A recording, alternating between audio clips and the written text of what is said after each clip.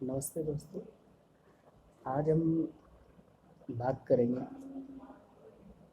कला क्या है। हम कला किसे कहते हैं। परिभाषाएं तो बहुत सी है, लेकिन एक प्रायोगिक इस तरह का इतना विस्तारित रूप है कि उसको परिभाषित करना बहुत कठिन हो जाता है। कई बार ऐसा होता है कि हम परिभाषा तो देना चाहते हैं, लेकिन वो कुछ सीमित कलाओं की परिभाषा बनकर रह जाती है। तो विडंबना है उसकी परिभाषाओं, लेकिन इसको हम इस तरह से समझ सकते हैं। आसानी से इन चीज़ों को समझ सकते हैं कि वाकई में कला क्या है। अगर हम एक बहुत ही साधारण शब्दों में कहें तो कला मानव मन के में उठे भावों को किसी भी माध्यम द्वारा प्रकट करना कला है। जो भी उसके मन में आ रहा है, जो भी वो कार्य कर रहा है, जो कैसे प्रदर्शित कर रहा है उसको, वही कला है। परिभाषाएं बहुत सी हैं, सब विद्वानों ने अलग अलग दी हैं, लेकिन फिर भी उसके बाद संभावनाएं बनी रही हैं परिभाषाओं से। क्योंकि कला एक अभी तक शायद ऐसी कोई मुकम्मल जो है परिभाषा नहीं आई है जिसे हम कह सकें कि कला ये है या कला वो है। कोई व्यक्ति क्या कर रहा है उसका अनुभव करना, अनुभव का आनंद उठाना, वो भी कला है। विचारों, भावनाओं को, अनुभवों को संगीत, चित्र, भाषा, भाव, भंगिमाओं एवं गति के माध्यम से एक व्यवस्थित अभिव्यक्ति करना, वो भी कला है। कलाएं बच्चों की संवेदी भावनाओं, बौद्धिक रचनात्मक क्षमता को समृद्ध बनाती हैं और बालकों के समग्र विकास में अपना योगदान देती है। कला के कई प्रकार हैं, जिनमें प्रदर्शन कला और दृश्य कला प्रमुख है। दृश्य कला बच्चे को काल्पनिक जीवन एवं वास्तविक संसार के बीच स्वस्थ संबंध बनाने में और अपने विचारों को, भावनाओं एवं अनुभवों को दृश्य रूप में नियोजित करने में, अभिव्यक्त करने में मदद करती है।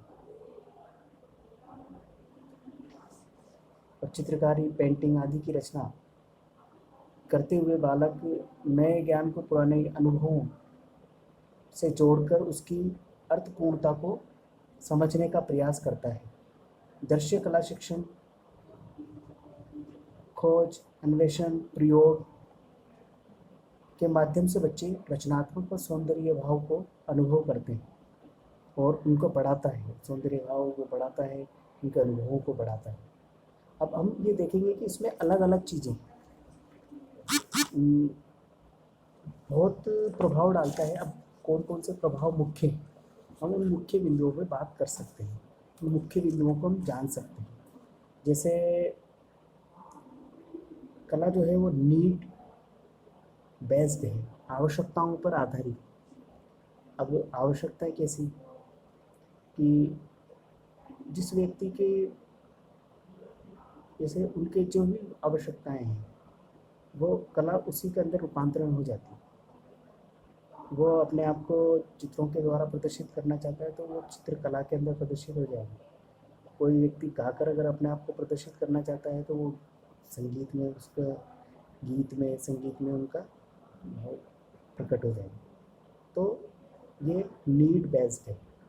दूसरा, ये एक चाइल्ड फ्रेंडली है। आप देखोगे कि इसमें कोई प्रेशर नहीं है, इसमें कोई इस तरह का कोई कार्य नहीं है कि जिससे परेशान किया जा सके। मेंटली कुछ ऐसा वर्क नहीं है। जो फ्रेंडली, वो जैसा वो कर सकता है वैसा है। तो उसको मित्रवत वाला जो प्रभाव है वो कला में मिलता है। और beyond the boundaries of the words, शब्दों की कोई सीमाएं नहीं है कि आपको इतने ही शब्दों में ये चीज़, ये इस लैंग्वेज या वो, ये अपने आप में ही एक भाषा है। तो ये अपने आप को प्रदर्शित करना है एक लैंग्वेज के रूप में। और इसमें पूरा शरीर काम करता है। जब हम कला के अंदर कलापूर्ण माहौल में होते हैं और कला कार्य में होते हैं तो हमारा पूरी ऑल बॉडी उस पर वर्क करती है। और इससे क्या इम्प्रूव होता है, क्या, सेल्फ कॉन्फिडेंस। जब व्यक्ति जब अपने आप प्रदर्शित करना चाहता है तो वो बताता है कि हाँ देखिए मैंने ये किया है, या मैंने ये सब डांस किया है, या मैंने ये देखो ये बनाया है, या मैंने एक कहानी बनाई या कविता लिखी है अपनी। तो उसके अंदर एक कॉन्फिडेंस बिल्डअप होता है कि यस आई कैन डू। और जिस तरह से फ्राइड ने कहा है कि अचेतन मन को, जो अपनी भावनाएं जो अचेतन मन में जो चीज़ें चल जाती हैं अनकॉन्शियस रूप में, उनको प्रदर्शित भी कला के द्वारा किया जा सकता है। तो और समस्या के समाधान में सहायक है। जितनी भी समस्याएं होती हैं वो साधन, तो उनके समाधान के लिए भी हम कलाओं का आसानी से उपयोग कर सकते हैं और उसमें हम समस्याओं को हम खोज सकते हैं। मनोरंजक तो है, इंटरटेनमेंट।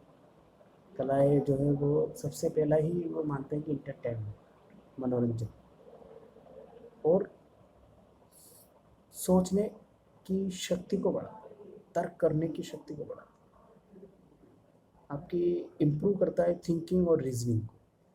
कला, जो भी कलाकार होगा वो अपने आप में एक इम्प्रूवमेंट रहेगी उसमें। एकाग्रता को बढ़ाता है, सौंदर्य बोध की प्रवृत्ति को बढ़ाता है। बहुत सारे प्रभाव हैं, और भी जो प्रभाव हैं वो आप बता सकते हैं, मुझे कमेंट बॉक्स में लिख सकते हैं।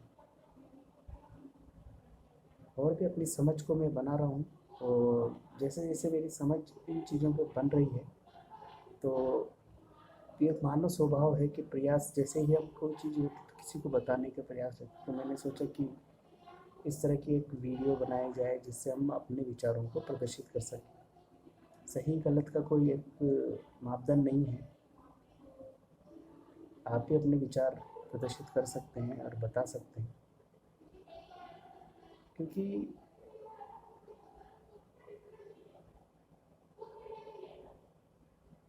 धन्यवाद।